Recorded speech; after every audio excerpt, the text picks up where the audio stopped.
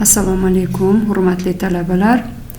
Bugun sizlar bilan obyektni привязка buyruqlar paneli bilan tanishamiz. Obyektni привязка bu juda ham kerakli buyruqlardan biri. Obyektni привязка asosan pastda holatlar qatorida bo'ladi. Holatlar panelida mana bu yerdan birinchi navbatda yoqamiz obyektni привязка 2D mana. Buni galochka qilib yoqamiz hamda mana bizga paydo bo'ldi. Obyektni привязка demak buyruqlari yoqiladi mana shu yerdan va mana bu yerdan mana demak 14 ta buyruqlar chiqadi mana. Mana bu yerda galochka qo'yilgani, galochka qo'yilmaganlari bular bilan sizlarni birma-bir tanishtirib, bir ikkitasini ko'rsatib beraman vazifasini. Masalan, kantochka. Bu nima degani? Bu chiziqning yoki obyektning eng yaqin chetki nuqtasiga bog'lanish buyrug'ining tugmasi. Masalan, отрезок buyrug'i mana bu yerdan olindi va mana bu yerda отрезок chizildi. Masalan, mana shunday. Mana kantochkasi ko'rinyapti mana. Oxirgi nuqtasi ko'rinyapti. Buni yana davom ettiramiz yoki mana bu tomondan ham mana oxirgi nuqtasini mana to'rtburchak shaklidagi mana yashil belgi bilan ko'rsatib turibdi. Agar buni o'chirsak nima bo'ladi? Buni o'chirsak kantochkasi mana masalan yana olamiz. Kantochkasi mana yo'q. Mana kantochkasi oxirgi nuqtasini ko'rsatmayapti.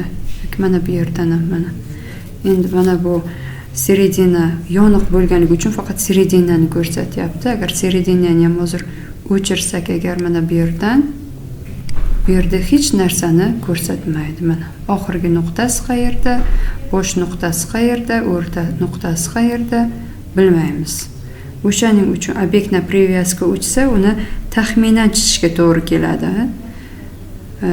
Taxminiy nuqtasi, taxminiy o'rta nuqtasi, perpendikulyar taxminiy o'tkaziladi. Mana shuning uchun detallarimiz ham boshqa bir chizayotgan obyektimiz ham o'xshamasligi mumkin. Shuning uchun biz obyektni привязка buyruqlar orqali ishlashimiz kerak. Mana kantochkani yoqamiz. Seredina bu obyektning o'rta nuqtasiga bog'lanish buyrug'ining tugmasi.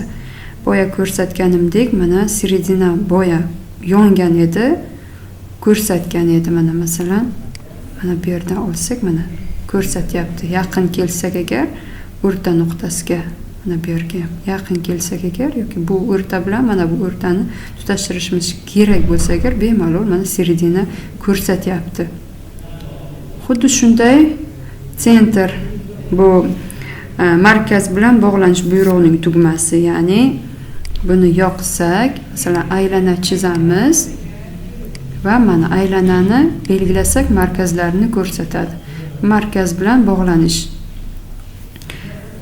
buyrug'ining tugmasi. Yana mana shunday holatda birma-bir sizlarga qolganlarini aytib ketaman. Demak, geometrический center yoki aylana yoki ellips bo'lishi mumkin. Qanday bir shakl bo'lishidan qat'iy nazar o'sha shakllarning yaqin kvadrati bilan bog'lanish buyrug'i. Keyingisi uzel tugunga bog'lanish buyrug'i. Kvadrat yoki aylana yoki ellips birorta bir shakl bo'lsin, o'shalarning yaqin kvadrati bilan bog'lanish buyrug'ining tugmasi bu ham.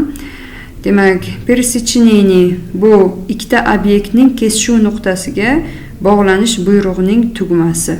Ya'ni ikkita kesishgan obyekt bo'lsa agar to'g'ri chiziq bo'ladimi, o'shalarning o'rtasini ko'rsatadigan chiziq ekan. Demak, продолжение kengaytirib bog'lanish buyrug'ining tugmasi. Две ставки, ya'ni bu qo'yish obyekt nuqtasi. Qo'yish obyektining nuqtasiga bog'lanish buyrug'ining tugmasi.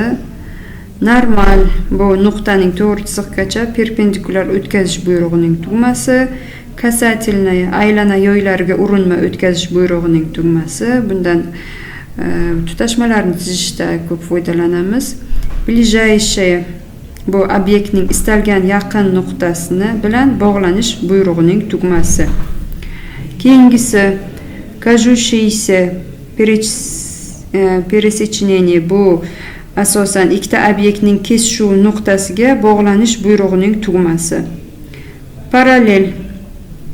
Parallelna bu nuqtaning obyektga parallel obyekt chizish buyrug'ining tugmasi. Bular hammasi mana bu yerda parametr obyektni привязка bo'lsa agar, vibrit все bo'lsa agar, mana hammasini galочка qilib belgilab qo'ydi. Hamda okeyni bosamiz. Bular hammasi bizga chizish jarayonida, detallarni chizishda juda ham ko'p yordam beradigan buyruqlardan biri hisoblanadi. Sizlar bu buyruqlardan birma-bir foydalanib, yana ham birma-bir ko'rib chiqishlaringizni tavsiya etaman. Bugungi darsimiz shulardan iborat edi. Keyingi darsgacha ko'rishguncha xayr.